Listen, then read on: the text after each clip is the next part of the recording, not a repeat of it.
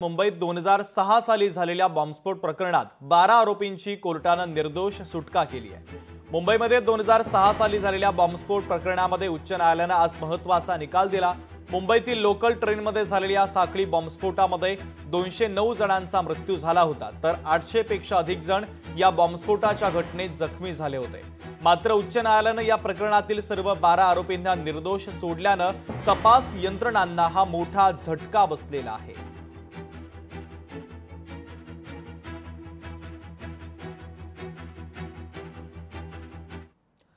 तर 2006 मधील मुंबईतील साखळी बॉम्बस्फोट प्रकरण नेमकं काय आहे ते पाहूयात।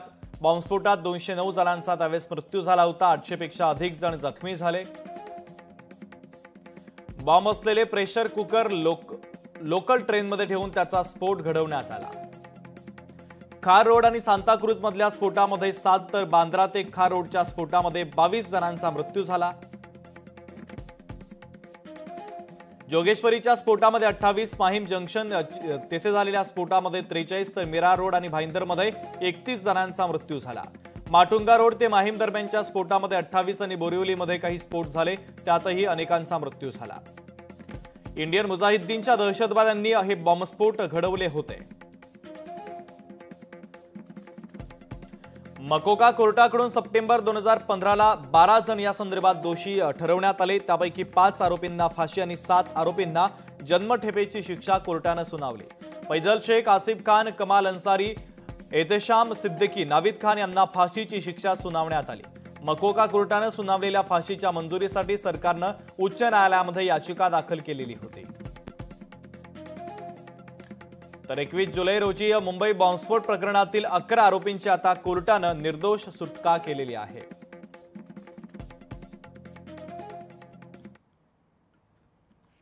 तो सरकार से मेरा एक सवाल था कि 19 साल हमारे इस केस के फैसले के लिए क्यों लगे, 19 साल किस काम के लिए लगे, क्या क्या क्या बात है जो 19 साल लगे।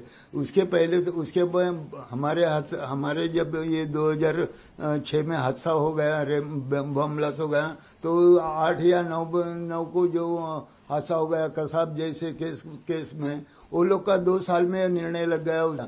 तो गुना कैसे किसने किया, और ट्रेन में बम ब्लास्ट किसने करवाया, कैसे हुआ, अपने आप हुआ क्या। तो ये मजाक जैसी बात लग रही है कि कोर्ट का निर्णय है, तो ये मजाक जैसा ही लग रहा है हमें। मेरे साथ टोटल 13 लोगों को गिरफ्तार किया था। 9 साल ट्रायल चला है और 2015 में सेशन कोर्ट ने मुझे बाइज्जत बरी किया और सेशन कोर्ट ने 5 लोगों को फांसी की सजा दी थी, 7 लोगों को लाइफ की सजा दी थी, जिनकी अपील बॉम्बे हाई कोर्ट में पिछले 10 सालों से पेंडिंग थी। आज जजमेंट आया है और बॉम्बे हाई कोर्ट ने उन 12 लोगों को बाइज्जत बरी कर दिया है। ये बात हम पहले दिन से कह रहे हैं कि ये केस फेक है। एटीएस ने मुस्लिम नौजवानों को जानबूझ के इस केस में फंसाया है, जिनका कोई लेना देना नहीं इस केस से। हमें टॉर्चर किया गया था, हमारे ऊपर जो है झूठे आरडीएक्स प्लांट किए गए थे, झूठे विटनेसेस प्लांट किए गए थे और पूरा फेक केस बना करके कन्विक्शन लिया गया था। लेकिन आज बॉम्बे हाईकोर्ट ने साफ कर दिया कि ये झूठा केस है और सब लोग बेगुनाह हैं। देखिए, कहीं जहां आज इन लोगों को एक्विटल मिला है, हम लोगों को बहुत खुशी है, फैमिलीज को भी खुशी है। वहीं कहीं ना कहीं हमारे दिल में विक्टिम्स की फैमिली के लिए, विक्टिम्स के लिए दर्द है कि जो मेन कल्प्रेंट्स है, जिन लोगों ने ये ब्लास्ट करवाया था, जो मास्टर माइंड्स थे, वो शायद आज भी बाहर खुले घूम रहे हैं। और ये कहीं ना कहीं जो है इन्वेस्टिगेशन एजेंसी के ऊपर एक तमाचा भी है कि आपको जो है एक पर्टिकुलर कम्युनिटी को ना टारगेट करते हुए सिक्के का दूसरा रुख भी देखना चाहिए और आपको इस मामले को जो है, जो पूरा ब्लास्ट था, इसको अच्छी तरह से इन्वेस्टिगेट करना चाहिए था। की सरकारला देखील सर्वोच्च न्यायालयात त्वरित अपील करून ह्या निकालाच्या विरुद्ध स्टे मागावा लागेल। कारण मुंबईच्या साखळी बॉम्बस्फोटामध्ये अनेक निरपराध लोक ठार झाले होते, त्यामुळे अशा रीतीने आरोपींची मुक्तता होणं, खटल्यातून त्याच्यामुळे खटल्यातील पुराव्यावरती विश्वास न ठेवणं न्यायालयाने, माझ्या मते ह्या गंभीर गोष्ट आहेत। याकरता शासनाला देखील हे निकालपत्राचं अवलोकन करून त्वरित सर्वोच्च न्यायालयात अपील दाखल करावं लागेल। कायद्याचं विश्लेषण करण्यात चूक झाली का तपास यंत्रणेने चुकीचा पुरावा गोळा केला होता, यावरती ते काही जे पोस्टमार्टम व्हायचं असेल ते होईल यथावकाश। बहुत बड़ा फैसला है, हम लोग जिनका 19 साल से इंतजार कर रहे थे और ये कि समझिए कि एक एटीएस के मुंह पे तमाचा है, जिन्होंने बेगुनाहों को पकड़ के 19 साल उनकी जिंदगी बर्बाद की। आज हम लोग बहुत खुश हैं। आज बॉम्बे हायकोर्टचा जे वर्डिक्ट आहे 2006 दहशतवादी अटॅकचा जे आरोपी आहे 12 लोकांना बॉम्बे हायकोर्टनी एक अक्विट केलं, त्याबद्दल मी सर्वप्रथम एक मुंबईकर आहे, त्यानंतर मी मुंबईचा आणि महाराष्ट्राचा खासदार आहे आणि म्हणून मी वेदना प्रकट करतो आणि मला पूर्ण खात्री आहे आणि मी आपल्या माध्यमातून महाराष्ट्र सरकार, आपले मुख्यमंत्री, उपमुख्यमंत्री यांना कळकळीची विनंती करतो सर्व मुंबईकरांच्या वतीने की त्यांना लवकरच बॉम्बे हायकोर्टचा वर्डिक्टचा अपील केलं पाहिजे। मुंबईतील रेल्वे ट्रेन बॉम्बस्फोट यावर आज जे मुंबई उच्च न्यायालयाने निर्णय दिला आहे, धक्का बसला आहे। निश्चितपणे 2006चा तपास, त्यानंतर लीगल रिप्रेझेंटेशन, न्यायालयात मांडणी या त्रुटी राहिल्या असेल, परंतु मुंबईकरांना न्याय हवाय। ते जे अतिरेकी आहेत ते फाशीवर लटकलेच पाहिजे। मी मुख्यमंत्री देवेंद्र फडणवीस यांना अपील केली आहे की एक चांगली इन्व्हेस्टिगेशन लीगल टीमची रचना करा, सर्वोच्च न्यायालयात जा, मुंबईकरांना न्याय मिळालाच पाहिजे। मुंबई हाई कोर्ट का यह फैसला बहुत ही गलत है, दुर्भाग्यपूर्ण है। हम इसे स्वीकार नहीं करते हैं कि मुंबई के ट्रेनों में जो बम विस्फोट हुआ था उसमें मुंबई के 180 लोगों की जान गई।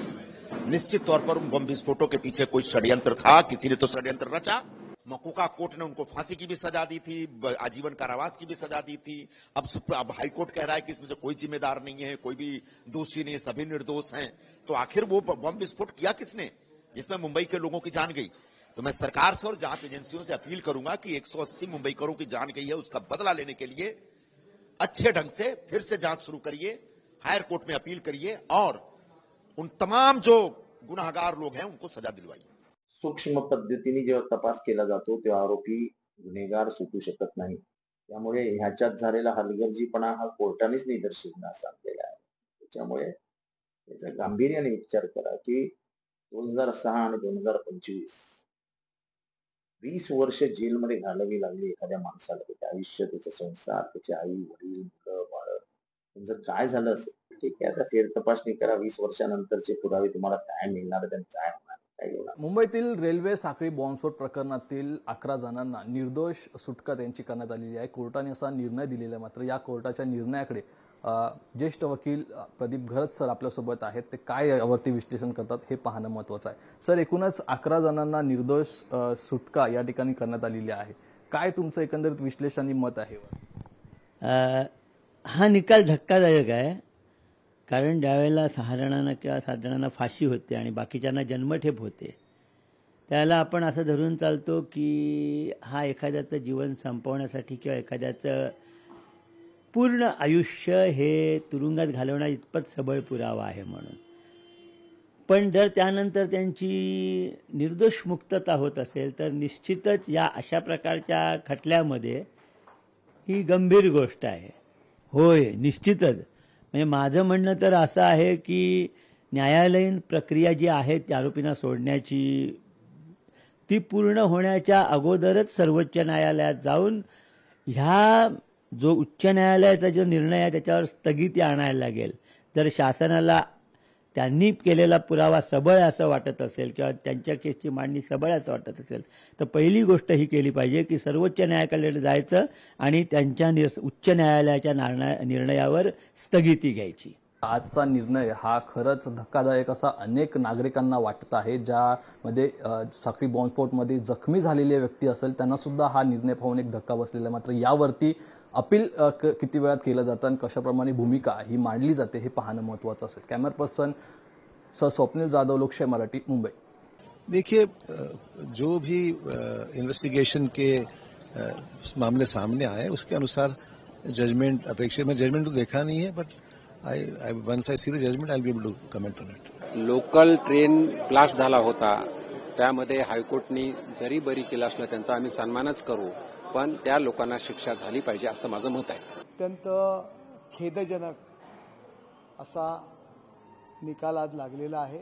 संजय राऊत याचं सुद्धा खापर कदाचित आमच्या सत्तेवर फोडतील उद्या, परंतु संजय राऊत यांना यांचं उत्तर विचारलं पाहिजे की त्यावेळेचं जे सरकार होतं त्याच्या जी काही तपासणी केली, जी काही कार्यवाही केली, त्याच्यामध्ये काही कसूर होता का?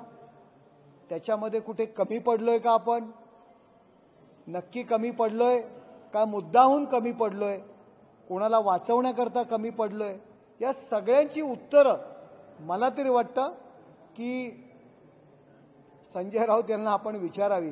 आज बॉम्बे हायकोर्टचा जे वर्डिक्ट आहे 2006 दहशतवादी अटॅकचा जे आरोपी आहे 12 लोकांना बॉम्बे हायकोर्टनी एक अक्विट केलं, त्याबद्दल मी सर्वप्रथम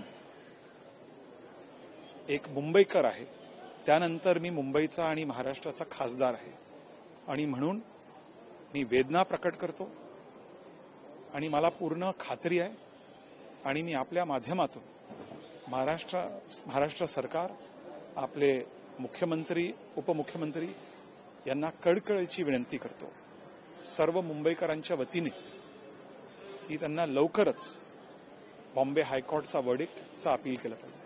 मुंबई हाई कोर्ट का यह फैसला बहुत ही गलत है, दुर्भाग्यपूर्ण है. हम इसे स्वीकार नहीं करते हैं कि मुंबई के ट्रेनों में जो बम विस्फोट हुआ था उसमें मुंबई के 180 लोगों की जान गई. निश्चित तौर पर उन बम विस्फोटों के पीछे कोई षड्यंत्र था, किसी ने तो षड्यंत्र रचा. मकोका कोर्ट ने उनको फांसी की भी सजा दी थी, आजीवन कारावास की भी सजा दी थी. अब हाईकोर्ट कह रहा है कि इसमें से कोई जिम्मेदार नहीं है, कोई भी दोषी नहीं, सभी निर्दोष हैं. तो आखिर वो बम विस्फोट किया किसने जिसमें मुंबई के लोगों की जान गई?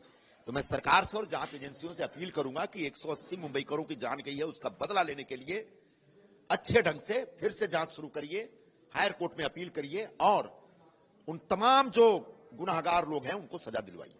मुंबईतील रेल्वे ट्रेन बॉम्बस्फोट यावर आज मुंबई उच्च न्यायालयाने निर्णय दिला आहे, धक्का बसला आहे.